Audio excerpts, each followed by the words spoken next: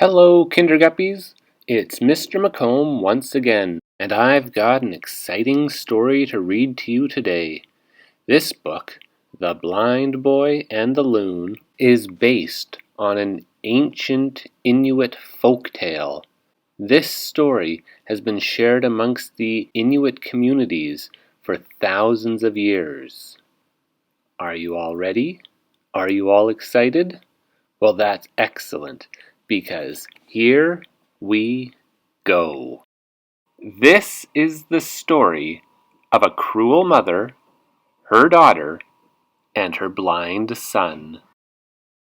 This blind boy was not a son that the mother loved, and without a husband to help her keep the family safe, this son was a burden that she eventually grew to hate. While she and her daughter ate delicious bear meat in the warmth of their house, she fed her son dog meat and forced him to live out on the cold porch.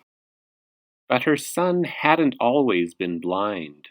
Before he lost his sight, he had been a great hunter, but now he was made to feel pathetic and worthless just because he couldn't see anymore. He was frustrated with his life. The boy waited for spring and for warmth.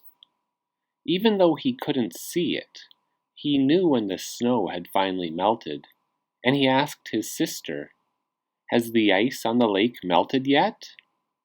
"Yes," said his sister. "And have the red-throated loons returned yet?" he asked her. "Yes," she said, "they are back." And then, knowing what he had to do, the boy asked his sister to take him down to the lake. The boy crawled to the very edge of the water, and he leaned down and he drank deeply from the lake. And just as he had hoped, a loon swam up to him. The loon told him that it was his very own mother who had caused him to go blind. Having lost her husband, she became very upset with her son. She sought revenge. So she rubbed dirty whale fat into his eyes while he slept. She cursed him, and that caused him to go blind.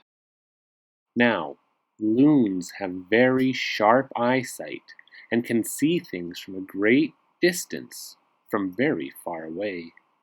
So if someone needs help to regain their lost eyesight, the loon is an ideal animal to help. This loon told the blind boy that it could help him see again. "All you have to do is climb onto my back," the loon said. So the boy did so, and the loon dove deep down into the lake's water. When they came back up to the surface, the loon asked the boy, "Can you see anything now?" "I'm starting to see some light," the boy said. So once again, they dove deep down into the lake's water, and when they returned to the surface, the boy looked all around. "How about now?" the loon asked. "Can you see now?" "It's getting clearer. I can see some things," the little boy replied. For a third time, the two went down under the waters of the lake. When they came back to the surface, the loon asked, "Can you see the little grass over there, growing way off in the distance along the shore?" "I can see every blade of grass now," the boy said excitedly. "Well, now you can finally see as good as a loon." The boy thanked the loon and went on his way. Once he got back to his camp, his mother realized that the curse had been broken and that he could see again. Nervously, the mother asked, "Would you like something good to eat, son?" "Are you going to give me dog meat?" scoffed the boy. "No, thanks." As summer was getting closer, the sea ice had melted and the ocean's water had opened up. So the boy grabbed his spear and went hunting for a whale.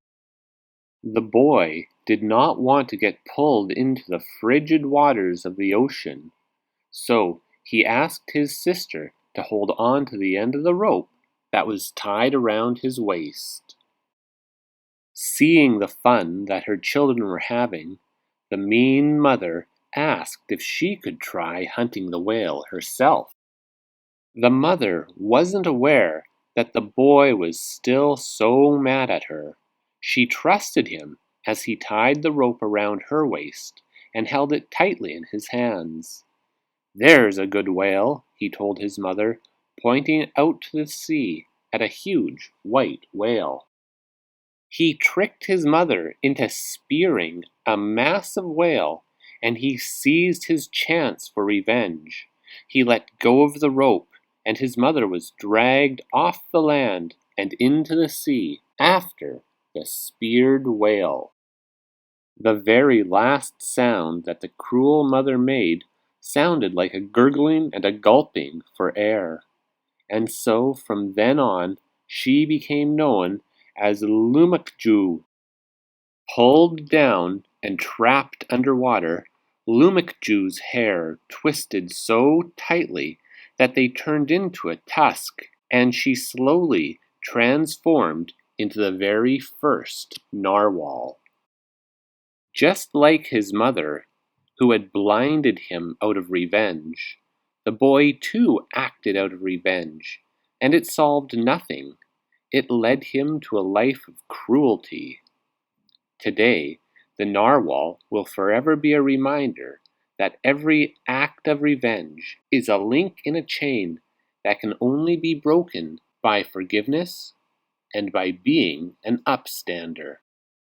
Well, Kinderguppies, here we are again at the end of another exciting book. As we can see from this soapstone carving, the tale of the blind boy and the loon is an ancient folk tale amongst the Inuit peoples. This story explains where the first narwhal came from, and it also serves to remind us that we must be upstanders, that we must forgive others, and that we shouldn't just be mean when we are sad and upset. I hope you all enjoyed this story, and remember, Mr. McComb will talk to you all later.